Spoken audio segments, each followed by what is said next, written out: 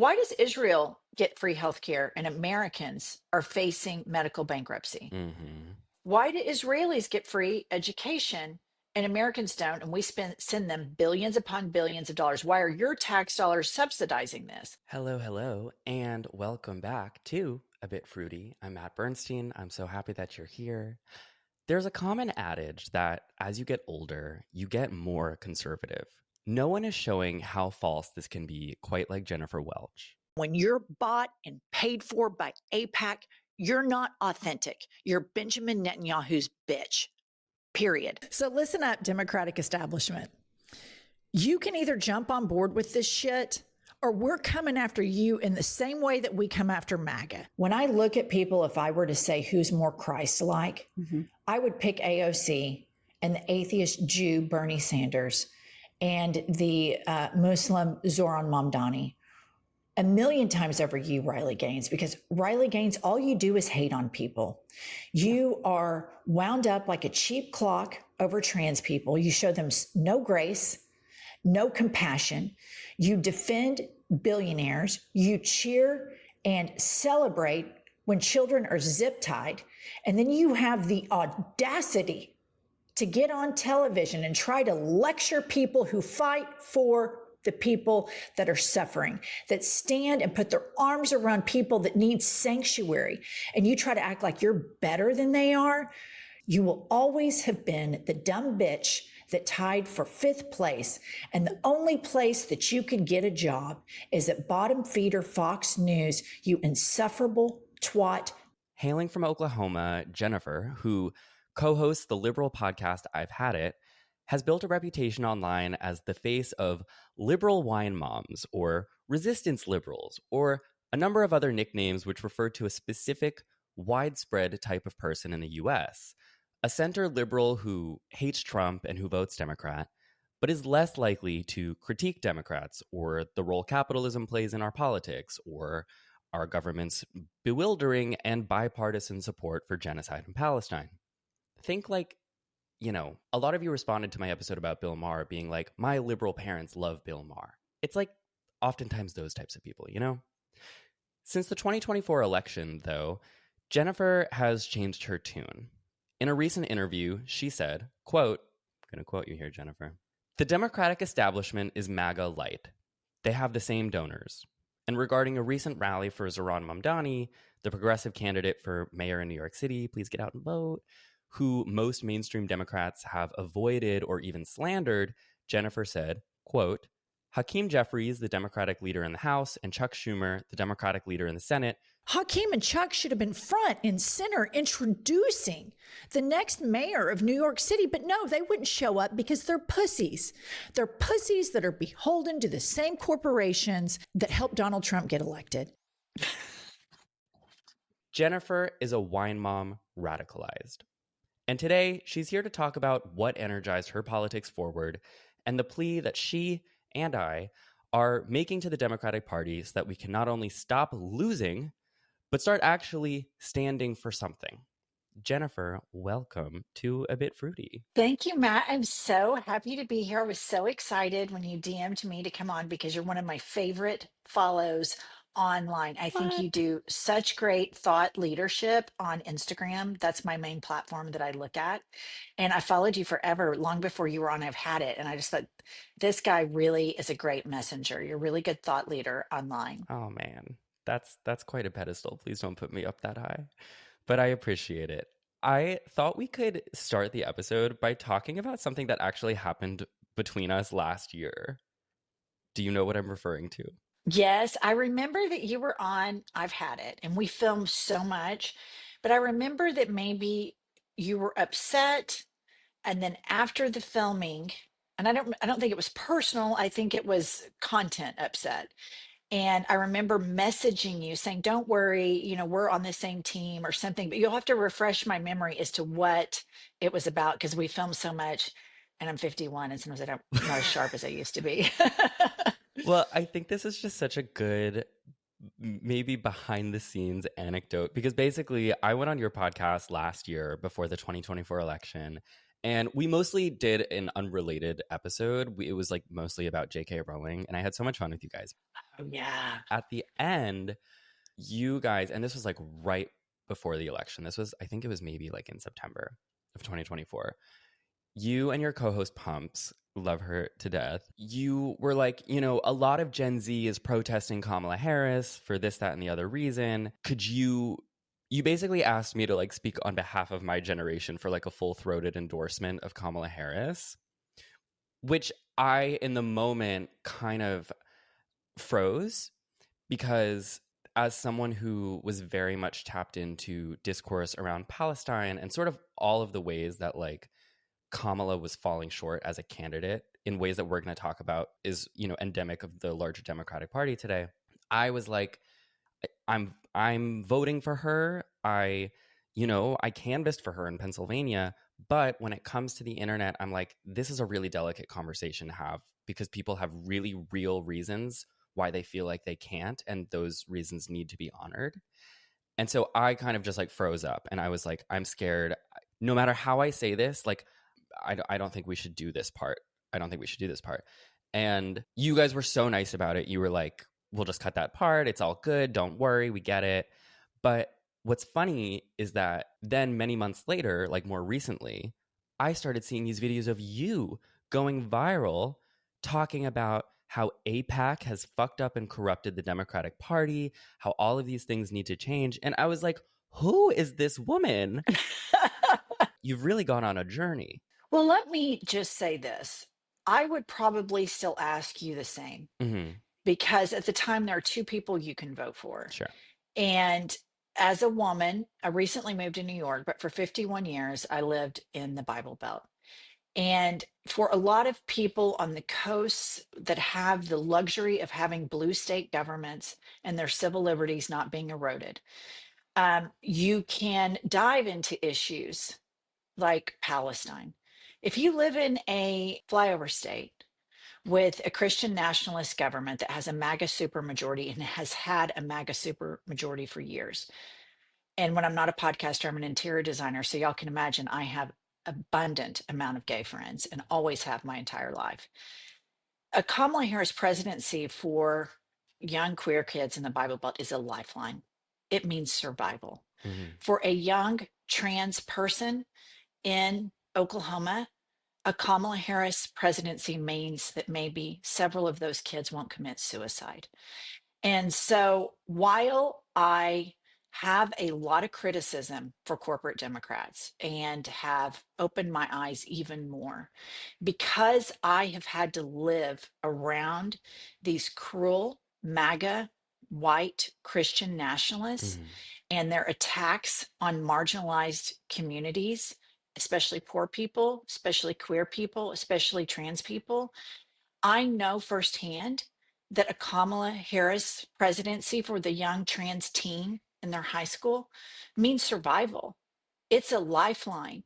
And so I will criticize the Democratic Party right now until the cows come home. But because of my experience in seeing the LGBTQ plus being bullied by their government, seeing Black and brown people being thrown under their bus and disregarded by their government, I would crawl through 10 feet of concrete, wear off all the skin on my fingertips Mm-hmm. to vote for a corporate Dem over a MAGA conservative, because in those red states, the federal government has been the only thing that has protected these marginalized communities. And I'm sure you have a lot of blue dots in red states that listen to you, and they feel isolated and they've been bullied by their parents, their churches, their peers, and now their government. And I was on a conversation last night with a dear friend of mine that lives in Oklahoma, and she has a trans daughter in Oklahoma, and all care is illegal now. And they're looking to make parents who travel with their children out of state to seek care to criminalize that. So she's going to have to uproot her husband, both of her kids, to move to a California or New York to a sanctuary city to be able to raise her daughter, because for her, it is a life or death situation. So I think we have to do two things at the same time, Matt. I think we have to try to move the leaders we have and the party we have further to the left, get rid of corporate interests, but also we still have this fucked up two-party system. Yeah, and I totally see that. I think we lost, right? So badly. And my thing is like examining the loss requires examining those failures of Palestinians, of trans people in red states, of women in red states. Like they're all bound up in one another. And I think now is the time, right? Because so many people during the election were saying, wait till after the election to criticize Democrats, wait till we win and then you can push them. But they lost. And I think now part of what we need to do is figure out how to win. And I think where you and I really come together on this is that we need to get corporate money out of the Democratic Party that has turned them into MAGA light. And I want to highlight again, like you mentioned, it's like, well, you know, people in certain areas, they have to prioritize their needs first and those that are, you know, threatened under a Trump presidency. And I do get all of that. And I think I just want to even further clarify my position that it's like, these are all bound up in one another. You know, the safety of trans people, the safety of Palestinians, the ability for politicians to protect any of the rights of those groups of people. Because in examining this loss of Democrats, we're seeing like if you can get paid off to continue to facilitate the genocide of Palestinians, what can't you be paid off to do? And I think that reaches voters, that lack of confidence, right? Yeah, and you're 100% correct. And we have to do a real autopsy on the fact that we lost two national elections to a total fucking moron.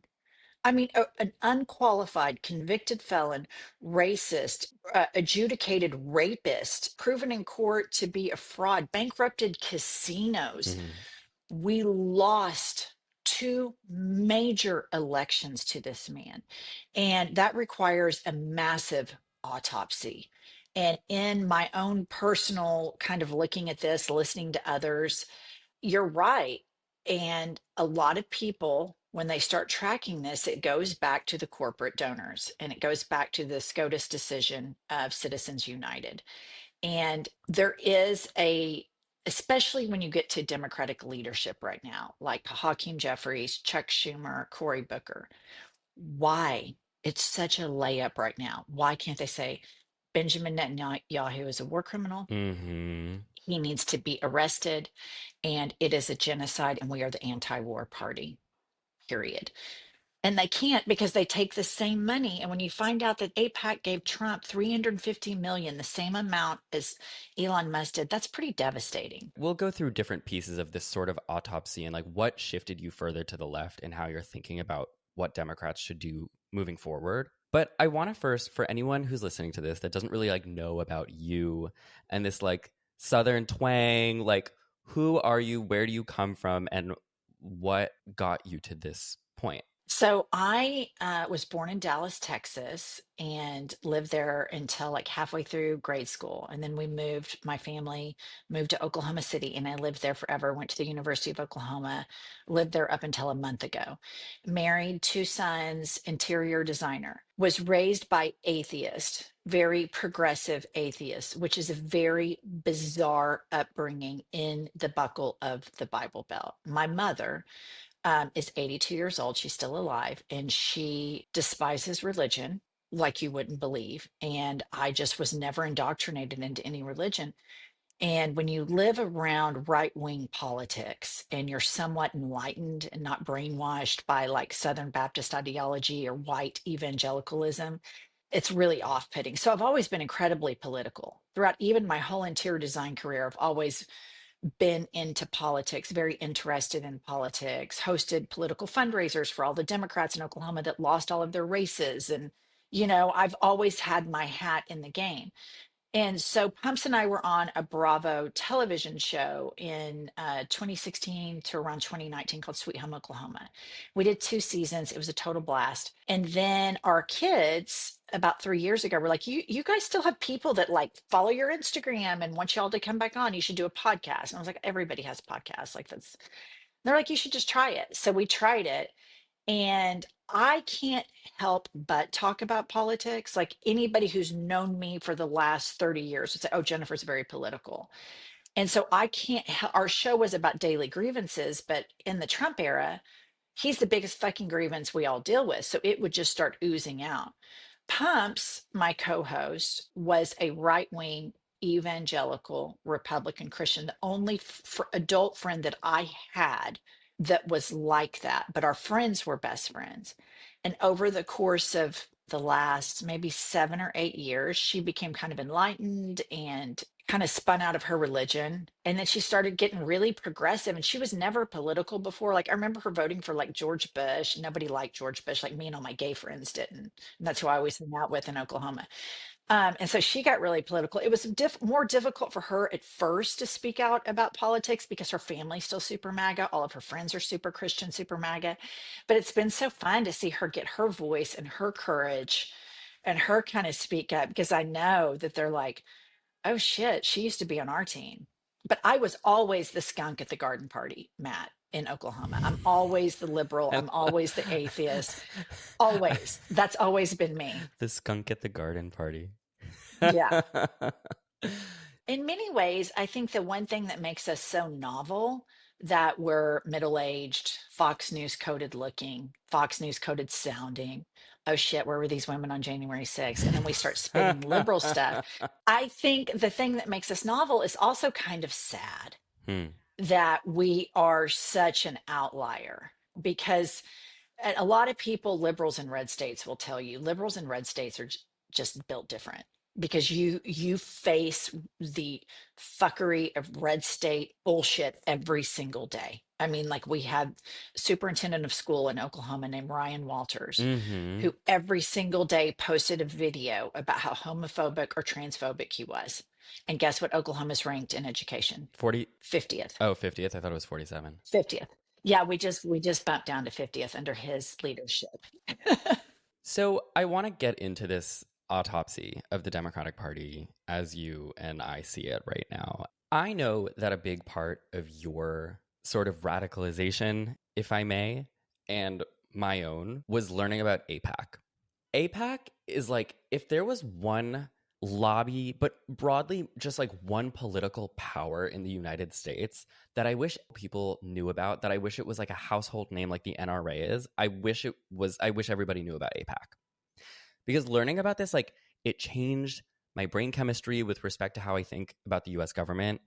Have you, the listener, ever wondered why the United States continues its bipartisan support of what the biggest human rights organizations have ruled a genocide? Why, even when 142 members of the UN voted to recognize Palestinian statehood, the US was one of just 10 that didn't? Why Kamala Harris's 2024 position on Israel was, barring some fluffy platitudes about peace, indistinguishable from Trump's? That is because of pro-Israel lobbying groups, the biggest of which is AIPAC, the American Israel Public Affairs Committee. Jennifer, I have seen you rail against AIPAC. And so I want you to tell people who are unfamiliar with AIPAC what it is and what the hell is going on here. Okay, like Matt said, they are a lobbying group and they donated $350 million to Donald Trump's reelection campaign. They preferred him. They wanted him. The ceasefire deal that just happened, Joe Biden had that deal. Trump and Netanyahu spiked it. The genocide continued. And then 2 weeks before the Nobel Peace Prize, because that's what Trump wanted so bad, the timing of this faux ceasefire that they're rolling out, they did. And Joe Biden and Kamala Harris had that same deal during the campaign. And Benjamin Netanyahu wanted Donald Trump. A lot of these strong, corrupt men want Donald Trump. And here's what's so fascinating about AIPAC, you guys. So they want a corrupt politician so that they can fleece Americans and they can guide and direct American foreign policy. But they also want to control politicians. So when you start to open up your eyes to this, it enrages you because, like, here's a prime example of where I really got pissed off about this. Cory Booker, likable, great speaker, good looking, youngish. And it's like, okay, he's a cool senator. He's a cool member of the Democratic Party. He does a 25-hour filibuster standing up for civil liberties and black and brown folks and democracy. And you're like, yeah, somebody gives a shit. He cares. Mm-hmm. And then Benjamin Netanyahu rolls into the United States of America. And this is, peak genocide. And you would think this guy is toxic as all get out. And then there's a photo shoot, Mm-hmm. bipartisan senators standing there. And Cory Booker was kind of like hiding behind somebody. And then you start digging into it. And there's an article from a few years ago where Cory Booker had told a journalist that he and his contact at AIPAC text like teenagers. Mm-hmm. And he's taken like $1 million in AIPAC money. And so has Hakeem Jeffries. And then you realize, okay, wait a minute. So this lobby wants to control the United States of America. And if you speak out against Israel, you're going to be told that you're an anti Semite, while they fund the most anti Semitic political party that America has right now. All of the anti Semites, you guys, are in MAGA. Full stop. And all of the place where I grew up, Oklahoma City, you have all these Christian Zionists. And these are the people I call the rapture preppers. And they are sitting around prepping for the rapture. And this is how little they think of Jewish people. In order for Jesus Christ to come back, the Jews have to be in Israel. And then Jesus comes down, sends all the Jews to hell, and then takes the Bible thumpers up to heaven, which is ding, ding, ding, ding, ding, genocide. And so it's a really fucked up thing once you get into, and as an atheist, never like indoctrinated into anything, all the religious shit drives me crazy. But the fact that Democrats are beholden to the same lobby it makes you so mad. It makes me so mad. Well, and I have to say, like, as a Jewish person, they hate when I say that. The Zionists hate when I say that. They're always like, oh, yeah, you're going to speak as a Jew? Yes, I will. I see all of these politicians who couldn't be bothered when it comes to really any number of forms of bigotry. I mean, look at the way that they treat Islamophobia across the aisle. But suddenly, they all are mysteriously will fight tooth and nail against what they call anti-Semitism, which is always just criticism of Israel, protesting of Israel, calls to stop sending arms to Israel. Like, I really don't think the average voter understand, and none of these Congress people are Jewish. Like, very, very, very, very, very few of them are Jewish. Right. Which is not to say that they can't be authentic allies to Jews in fighting anti-Semitism, but my friend, that is just very clearly not what is going on here. And I wish the average person understood, just the same way that a lot of the people taking money from the NRA don't actually personally care very much about guns one way or another, that these people are just taking AIPAC money. That's why the politicians don't move on this issue. They are being funded up to their gills. And here's the problem, you guys. This is where this is going to get really dangerous for the country. Matt's 100% correct that they act like they care about human rights. But whenever you have somebody that cherry picks human rights, like Cory Booker, for example, I care about Black and brown kids. I care about these undocumented migrant kids. They shouldn't be zip tied. And he's perfect, stands up for the marginalized, stands up for the marginalized, except for when you get to Palestinian kids, then it gets blurry. Then he has a strange bedfellow in Ted Cruz. Ted Cruz, his number one thing is Israel, right? Because he's a rapture prepper. But he doesn't give a shit, considering he's Cuban, which is weird. And we'll leave that up to the psychologist to analyze that. But, then when it gets to migrant kids, he doesn't give a shit about them. And then you hear people like Zoran Mamdani, who advocates for everybody. And what Matt has said throughout this whole podcast that we've had is all of these things are connected. Trans rights are connected to women's rights, are connected to, gay rights, queer rights, Black rights, brown rights. All of those things are connected. But in this vacuum, you're going to have bad actors that come out. And if the Democratic establishment doesn't get their shit together or step aside, somebody is making a lot of waves right now on the right. And this what I'm about to tell you should terrify everybody.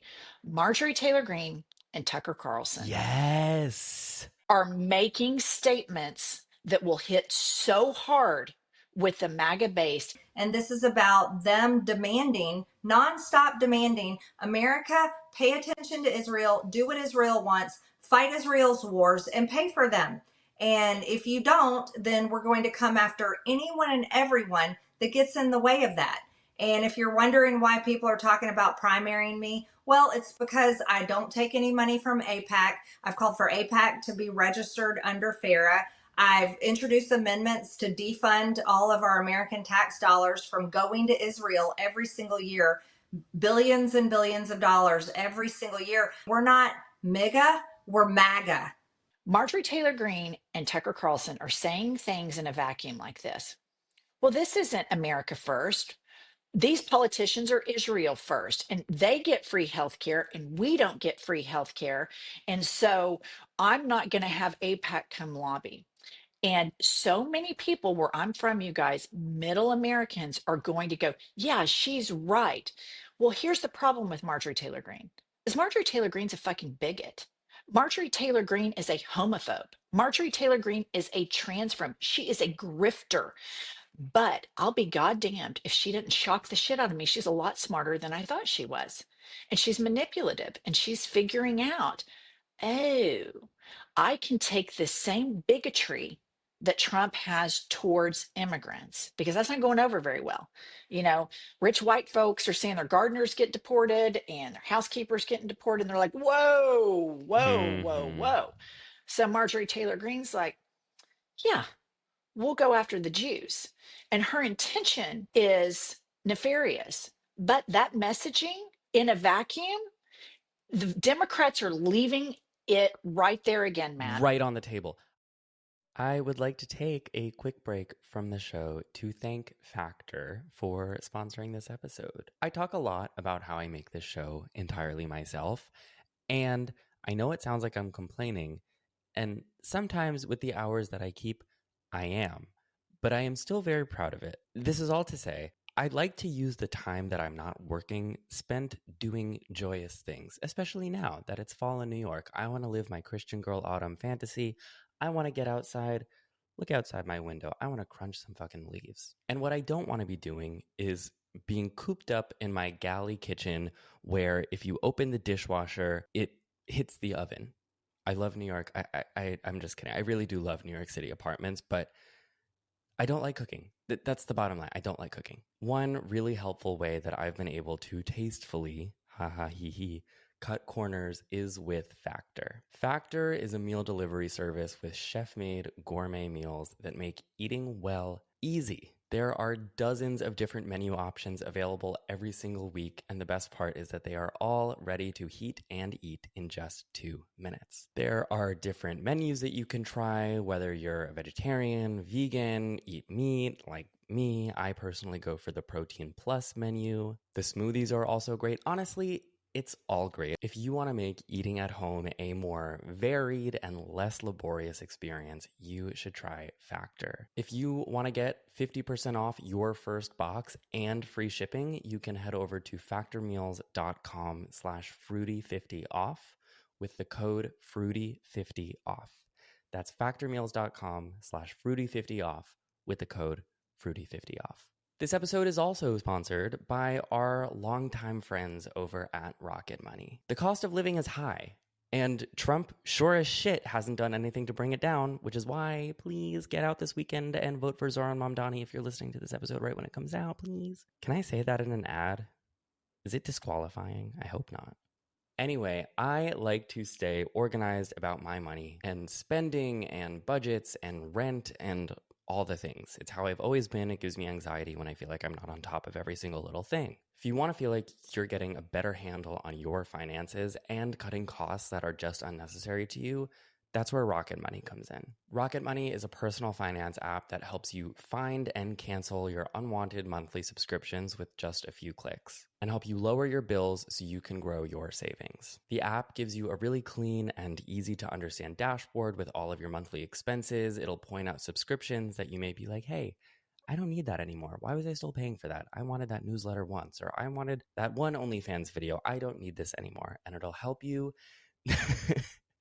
cancel those subscriptions. Rocketmoney has over 5 million users and has saved them a total of $500 million and can save you up to $740 a year when you use all of the app's premium features. If you want to cancel your unwanted subscriptions and reach your financial goals faster, you can head over to rocketmoney.com/fruity to get started. That is rocketmoney.com/fruity. And now let's get back to the episode. So many people, Jennifer, so many people have been like, why is Tucker Carlson?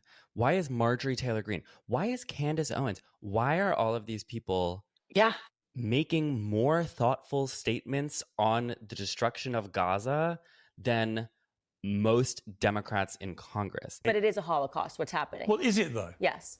Well, I think language is really important. I think language is really important as well, and that's people why say Holocaust, genocide. I think what's happening is a Holocaust. The burning bodies of the children that I'm seeing every day, and we spoke about this a little bit on my show, but I have recognized that the ability to see this stuff every day has transformed my opinion, and so I want to use my platform to say that I believe that they are intentionally executing a Holocaust. I think Bibi Netanyahu, there's tons of evidence, and obviously the Western media is not reporting on this, but the corruption trials that are going on with Bibi Netanyahu pertaining to October 7th and him editing the transcripts and the prior knowledge that he knew is now becoming extremely pertinent. It is a question as to whether or not he allowed the attacks to take place, essentially, to then be able to go in and to commit this Holocaust against the Palestinians.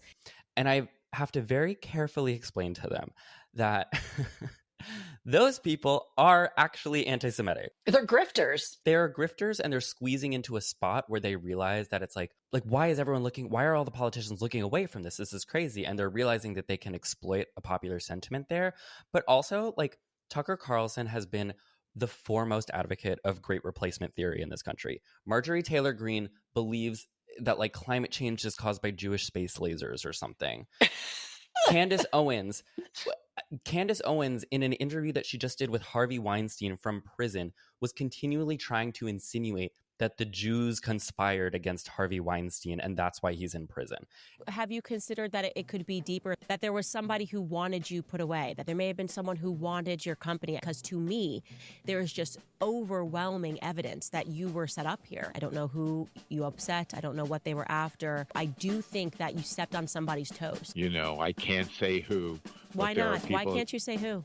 What do you have to lose? Because I'm not sure that I'm right.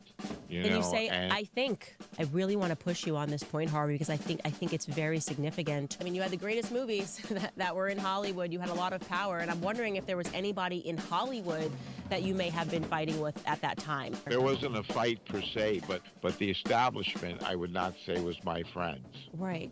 And what is the establishment in Hollywood? It's normally the big studios, but I can't say that they were part of this.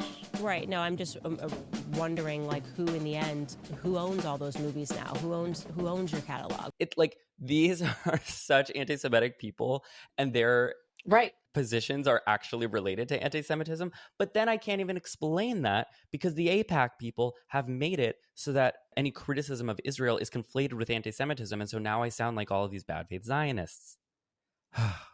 Thank you for giving me and having you to talk about that. But the problem with the Marjorie Taylor Greenes, the Tucker Carlson, that messaging, you guys, that very simple messaging. Remember, we start talking about nuanced stuff. This very simple messaging, Marjorie Taylor Greene, Tucker Carlson, to say, why does Israel get free healthcare and Americans are facing medical bankruptcy? Mm-hmm. And I'm just telling you, that's going to fucking hit hard with everyday American voters. Why do Israelis get free education and Americans don't, and we send them billions upon billions of dollars? Why are your tax dollars subsidizing this? Well, a true progressive would say, I want everybody to have free health care and access to higher education and all of these things. But they're simplifying this thing down. And in it provides the base who is primed to keep hating somebody, like trans people, undocumented migrants, etc. And now they can replace that with the Jews, which is really, really dangerous. So this is the thing that gets me about all of these fucking fascists and the fascist enablers. AIPAC, you are playing a short-sighted game. You are getting in bed with the people, the president who, when people marched, Jews cannot replace us. He says both sides have good points here, right? You've got his supporters at these Trump boat rallies, these white trash boat rallies have Nazi flags. His co-president, Elon Musk, is out there doing Sig Heils. And at some point, those knives are going to be turned at you, AIPAC. The same with the Latinos for Trump. They found out. They went and colluded with him. They wanted to vote with him, despite the mass deportations now signs at the Republican National Convention. Now they're all getting deported. The knives are turned at them. Scott Besson, the DL Demon Queen that runs the Treasury, you want to go saddle up with a bunch of homophobes? Guess what, Scott? At some point, those knives are going to be pointed at you. You're not the special queen, Scott. You're going to be the first on the chopping block. And so it's this short-sighted thing that people are doing. But the Marjorie, I think Tucker Carlson's going to run for president. And I think Marjorie Taylor Greene possibly could too, or she's running for Senate or as VP pick. And they are ahead of the curve here, and they are outflanking Democrats on this issue. And it's terrifying. And I feel like the solution to that, because we're identifying a lot of problems and how Democrats have been so corrupted by AIPAC. This should be a litmus test for Democrats going forward. That's my opinion. I think if you are taking AIPAC money, I think that's disqualifying. And so many people, especially around the election, were saying, don't criticize Democrats. Now is not the time. Now is the time. I don't talk a whole lot about electoral strategy on this podcast. I talk a lot more about culture and political TV hosts, but I've been waiting for this. And now is the time. I mean, we don't have midterms right now. We don't have a presidential election right now. We are seeing an unapologetically pro-Palestine, pro-trans, democratic socialist about to, God willing, please get out and vote, win for mayor in New York City. We have every reason to believe that AIPAC should be a litmus test if you want to run for a seat in the Democratic Party. I want to quote Ta-Nehisi Coates here, who said, "We are at a moment right now where people are asking themselves, why can't the Democratic Party defend this assault on democracy? And I would submit to you that if you can't draw the line at genocide, you probably can't draw the line at democracy." That's such a good quote, and it's not just feel-good dogma. I think that if you can be bought out by a corporate interest group to the point where you enable genocide, which is exactly what almost every Democrat in the U.S. Congress has done over the last 2 years, what can't you be corrupted to do? What won't you capitulate on, Yeah. I wanted to ask you, because you famously recently spoke to Cory Booker, and you asked him a very simple question, which was what? Is Benjamin Netanyahu a war criminal? Do you think he's a war criminal, Benjamin Netanyahu? Do you think he's a war criminal? Again. And we got word salad, rhetoric, filibustering. These are questions that a lot of people think are the important litmus tests that are loaded and hot. My urgency is to be an effective leader in bringing an end to this crisis. And I get these questions all the time that, to me, undermine my urgency. And the answer to that question is objectively yes. It is yes, Benjamin Netanyahu is a war criminal. And I think it is so dismissive of Jewish people. And I think Benjamin Netanyahu makes Jews less safe worldwide. And I think he is one of the biggest promoters of anti-Semitism because of his actions. And I think it's really rich for Democratic politicians to say we oppose anti-Semitism, and then they support a person who is committing genocide in the name of Jewish safety. And I'm so proud of voices like yours, because you actually are Jewish. And there are others who have spoken out and said, not in our name. And that's what it takes. The same thing with, I think, what's happened to the Christian religion. It's going to take people like James Tallarico, who's running for Senate in Texas, who's a big Christian guy. I mean, way too religious for my taste, but he said he's not going to take AIPAC money. And he needs to remind these Christians, wait, we're supposed to be radically empathetic. So Jewish people like you can remind Jewish people, because you have the credibility, you have the skin in the game to say, no, this was done to us. We are not going to do this. We should oppose this more than any other group on the planet. We should be the people who fight the most against this, not do this. And so that's why I think brave Jewish people, and they're starting to become a chorus, but you were one of the first Oh. that stepped out. And I'm sure that you had to do a lot of mental gymnastics to go through that, but you did. And that gives other people the courage to really look at, because there's, the shit that you're told and that you're indoctrinated in, and then there's the truth. And I think that you and other thought leaders have helped people realize this is not keeping us safe. This is not good for anybody. This is genocide, And so the Cory Booker answer and Cory Booker in general, and I mean this sincerely, Matt, it really broke my heart because I think in many ways he can be a great senator, but then you see, like you said, they just get so corrupted with the money. And it's just, and he was dismissive. Oh, I haven't received that much AIPAC money. Well, if it's such a small amount, then get rid of it. But I agree with you that we need to make it a toxic admission. Anybody who is running in the Democratic Party who says they are taking AIPAC money, it needs to be disqualifying, because you are 100% correct. If they will bend on that, then that just opens the floodgates and they will bend on everything, because none of us are free until all of us are free. And you cannot cherry pick. I'm going to defend all of these human rights except for this one group. You can't do that. You have no credibility. And it's not a purity test. We're requesting credible messengers. Like, you are a very credible messenger for Jewish people right now. You are. You have the credibility. I'm an atheist. Oh my gosh, she's an atheist, blah, blah, but you are a very credible messenger for Jewish people. And I think that's important as we get through all of this fuckery of all this corporate money and this fascism. It's just driving me crazy, Matt. Well, thank you for calling me a credible messenger, but I'm never running for anything because I don't know. I don't know. I do drugs sometimes, that's. You should. I did drugs when I was young too. That's fun. Frankly. You should do them. But I mean, I don't want to run for anything either, but I think in order to have a platform online, we need to be credible messengers. Yeah. And so if we're not, then those voids are filled by bad actors, like the Marjorie Taylor Greens. And then Candace Owens, she's so fucking weird. So after the whole Charlie Kirk thing, right? She had all these updates and these theories. And I have to admit to you and the listener, I was like, well, what the fuck is crazy Candace talking about? Can I just say,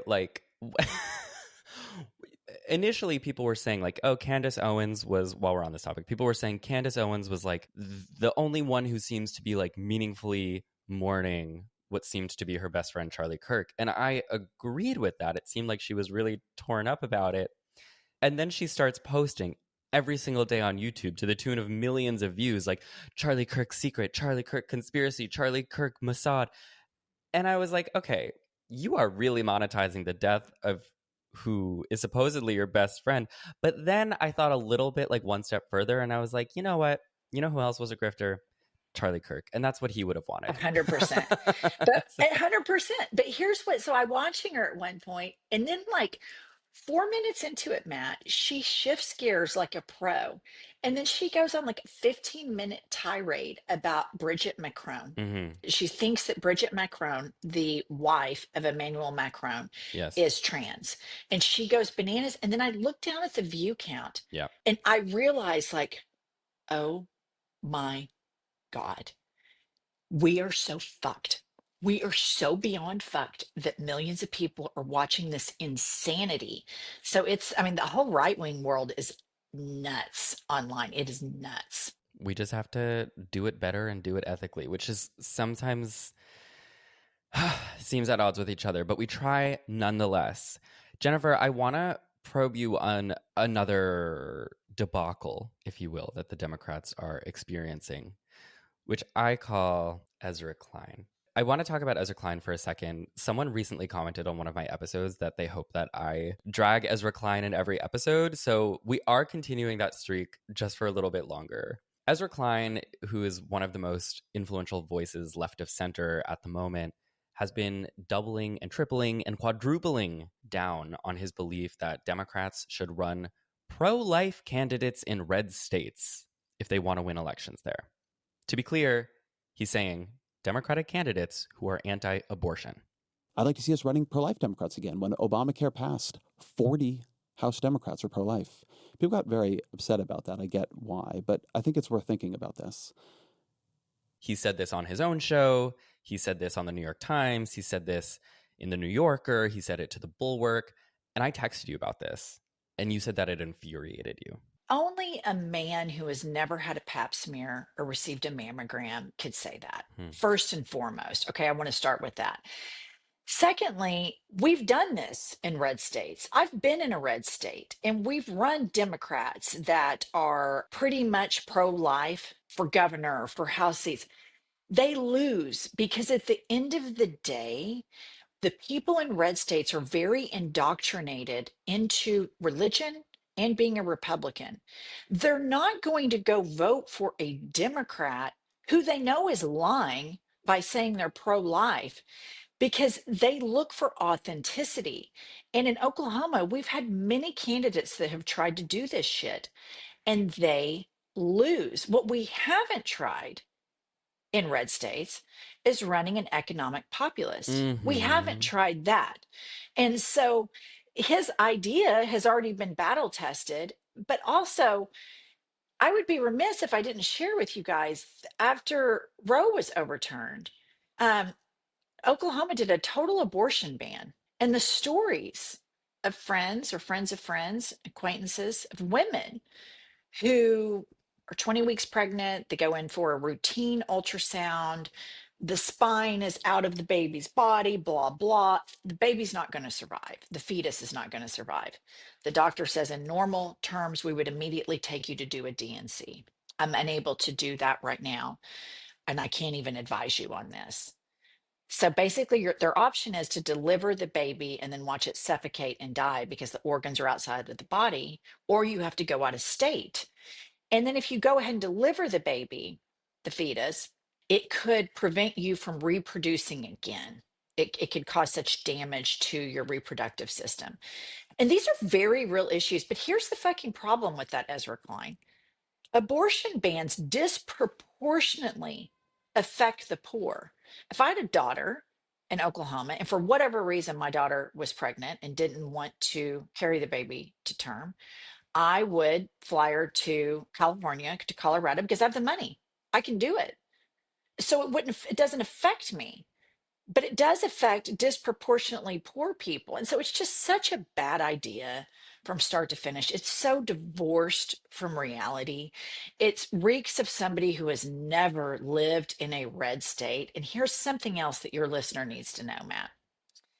All these women that say that they are pro-life, and I've been around these women my entire life, have had abortions. And when their little darlings have gotten knocked up, they've driven their daughters to the abortion clinics, and their daughters have gotten abortions because they would rather that than the gossiping of the people at the church and in their Bible studies that somebody was fucking around before they were married. So it's just not the solution. And also, it is capitulating constantly to this patriarchal structure that we're going to go their way. We're going to keep going their way. And this is getting the electorate, who I believe is center left, to continually capitulate to minority rule. So I just think that is just so disrespectful to women, disrespectful to poor women, and divorced from the medical needs. And I just think men that aren't doctors and haven't had pap smears shouldn't be talking about this shit. That's what I think. Well, I mean, the thing that kills me about someone like Ezra Klein, people who always do this like, well, we just need to do more middling, and I'm pragmatic. I'm more pragmatic. The progressives, they don't understand how politics work. You have to be pragmatic to get the things that you want. But even if you're taking that stance, right, in the case of Ezra Klein, abortion is a uniquely winning issue for Democrats, including in red states. Even as all of these places, right, they moved far right on all sorts of other things and they elected Trump, they still voted to protect abortion. This is from Jessica Valenti on Substack. Kansas voters crushed an anti-abortion ballot measure with 60% of the vote in 2022. Ohio passed an abortion rights amendment in 2023. Missouri voters approved a pro-choice amendment in 2024. So it's like, I don't even know what Ezra Klein is trying to put forth here. But I do think it speaks to this like flailing nature of this like consultant elite class Democrat that will throw any group under the bus, Palestinians, trans people, immigrants, women in red states, before that they frankly will tax the rich and, like what you're saying, do economic populism. Here's what's really interesting about people in red states. When you poll them individually on certain issues, like in Oklahoma, around 8 years or so, we had a ballot to make marijuana legal. And this is conservative, Jesus Christ, Bible thump, MAGA dump truck state. Not one county has gone blue in the last multiple political cycles. It doesn't get any more MAGA than Oklahoma. The voters voted to legalize pot. What's interesting about red states is when you take individual issues, do you think there should be gun restrictions? The majority in Oklahoma say yes. Do you think that abortion to a certain point should be legal? The majority say yes. Pot legal. On and on. On an individual basis, red state electorates vote for the more progressive stance. But they're so indoctrinated to be Republicans. It's a part of the culture. It's injected into the churches. It's injected into the system. Jesus and Republican. And you have to live in a red state to understand this indoctrination in people. They will never vote for a Democrat, even though on the individual issues, they're more progressive than the Republican because they've been indoctrinated not to do so because the Republicans have been dangerously ambitious since Reagan to do this. They went in through churches and started indoctrinating people into Republican dogma. And it's been wildly effective, Matt, wildly. But don't you think, I mean, I really am like pushing for this economic populism thing. Like I'm looking what Zoran is accomplishing here in New York City, and people are saying, oh, well, it's New York City. But he's speaking to people. I mean, just the other day, I was at a Zoran rally where there was a guy who got quite a lot of press coverage, but he was in a MAGA for Mom Donnie I saw that hat. And so interesting. I was on the subway home after that, and he was in my subway car. And I was like, huh. But it's because, right, there's left-wing populism and right-wing populism. And on the right, it's someone like Trump who addresses all of the desires of people to live dignified lives and have a cheaper cost of living, but then displaces the blame onto immigrants or like trans field hockey middle schoolers or like whatever the fuck else, right? Right. And then on the left, you also correctly identify like people want to be able to live and not have to have a millions of dollars to do so. And the way that we're going to make that happen is by taxing billionaires, right? And so don't you think that could, I don't know, you tell me, you're from these places. Do you think that could speak to people?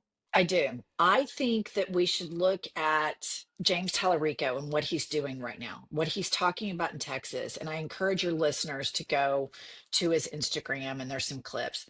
The biggest divide in our country is not left versus right. It's top versus bottom. Billionaires want us looking left and right at each other so that we're not looking up at them.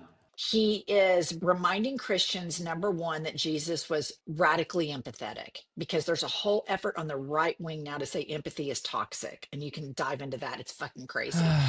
And then he's talking about economic populism. He's talking about the 1% that we need to be concerned with are not the trans people, not that less than 1%. It's the billionaires. And he's really gifted at this. But here's what you're correct, Matt, because there's something that Bernie, Zoran, and AOC can all do. They can all get triple Trumpers to cross over and vote for them. So the canary's already in the coal mine, you know? So in Oklahoma, in South Carolina, in Alabama, get you a good old Christian that is an economic populist and run that and say, abortion's not my business. That speaks well with country folk. We just mind our own business. And I think instead of running Republican lights that are never, ever, ever going to win, run a good old Christian that is an economic populist in the South. That would be my advice to Ezra Klein. And that would be my advice to the Democratic Party, because I think they could win. And you can look at Andy Beshear in Kentucky. He's won twice as governor, and he didn't throw trans kids under the bus. And his justification for not doing it is that his faith tells him not to judge people, and his faith instructs him not to bully people. And he stood up for women's rights. So we already have candidates that are doing this, but I just think they're going about it the whole way. And I think Ezra Klein's stance is a capitulation in the wrong direction. It's a regressive capitulation at that. And I always say, like, and I think you're echoing this too, people who want Republican, like, you can just vote Republican. You don't have to get the diet Republican. Right. Exactly. I have one more kind of question that I want to ask you, get your hot take on. I have older members of my family who are like liberals, Democrats, they watch CNN, the whole thing. But they, for example, are scared to embrace someone like Zoran because they see like democratic socialist next to his name. And they've bought into the fear mongering about that, largely from places like CNN or the New York Times, outlets that are owned by and ultimately cater to power. Maybe liberal power, maybe power that believes in a certain level of rights for minorities, maybe anti-Trump power, but power no less, billionaires no less. Power that is threatened by someone like Zoran, who on top of wanting to protect those minority groups, also wants to tax billionaires so the rest of us can live truly dignified lives. These members of my family, to be clear, they are by no means billionaires. It would be in their best interest to support someone like Zoran. But they're so like center liberal pilled, I guess. What would you, as someone who I think is really, really good at speaking to this type of person, what would you say? I would say that unregulated capitalism brought us Trump. Come on, Jennifer. I'm just as shallow and pretentious as the rest of them. Capitalism has not been sustainable. It is not a sustainable model. FDR did all of these social services because capitalism had failed. And so he created social safety nets. So if you want to retain some semblance of our country, you have to give and take because the trajectory that we are on is straight to oligarchy. And when you get to oligarchy, then the dictator starts killing and taking over other businesses, et cetera. And it's nothing like what we have now. And you also have to have empathy for working class people that work just as hard as everybody else, sometimes harder, like day laborers that putting roofs on houses and construction work. And they're not getting paid, their wages are not going up. And it tells us a lot about who we are as a country by how we pay people. And if we don't ever raise our minimum wage, but we keep lowering taxes for the rich, come on, man. You know? So I think you have to approach it. I don't think you can just say capitalism is horrible because people are going to be like, whoa, because there's the knee jerk. yes. And so you have to say, it's not sustainable. I almost think that it's a mistake for people to call it democratic socialism. I think from a branding perspective, it would move a lot quicker if they called it regulated capitalism, which are both kind of the same thing. But most of these people don't even know what socialism is. They don't realize they're Medicare, they're Medicaid, the post office, highways, TSA. They don't realize that's socialism. Yes. But I think that you can't just go in with these people and break their hearts immediately. You have to gingerly say, this isn't sustainable, man. All these billionaires getting all these tax breaks and then all these corporations fucking us over all the time. That's bullshit. I mean, I like capitalism as much as the next person, but God, it sure doesn't seem like it's going to be sustainable. I think that's a better way to approach it. Sometimes people on the left, and I'm guilty of this. My God, am I guilty of this? Can just go in and just like heartbreak. And it's better, I think, to gingerly bring people, especially if they're already liberal and they're already anti-Trump. It's not that many more steps to get there. And I just like the idea of Zoran that I've really embraced, that he's really fighting for the voiceless, for the people that are the machinery and the engine that keep this city going. And I ride the subway every day and I look at all the faces and I think there's going to be somebody who wants them to get a better wage. There's somebody who's fighting for them. And it makes me feel good. And in the United States, we have been indoctrinated that capitalism is amazing and individualism is the best. Well, it turns out unregulated capitalism is not sustainable and collectivism is better. And I don't know how to message, but the democratic socialism branding thing, it's going up in your generation in popularity, which is really, really good.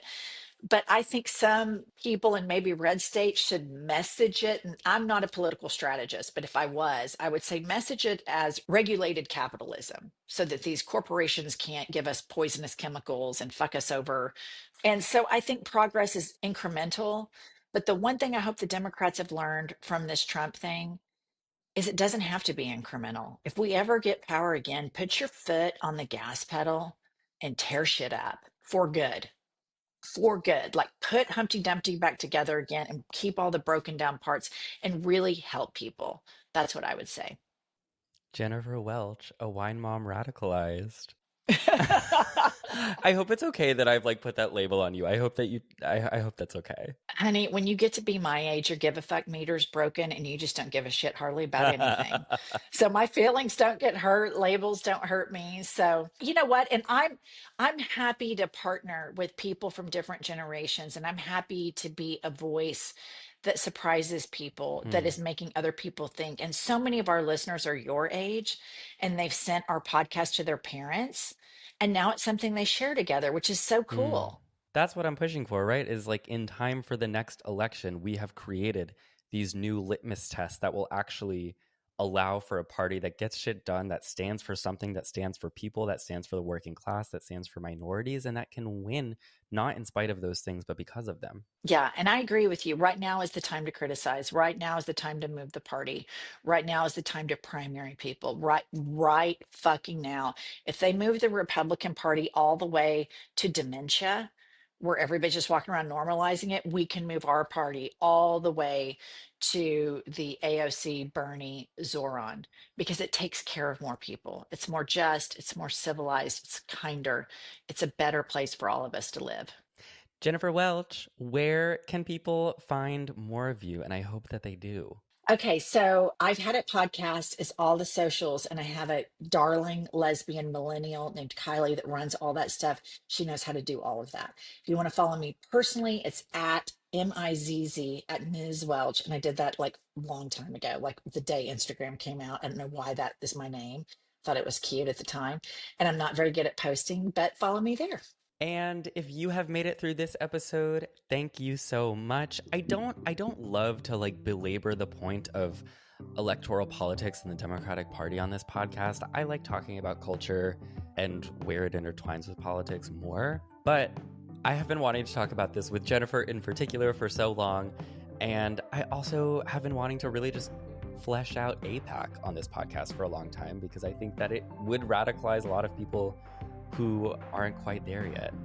I love you so much, and until next time, stay fruity.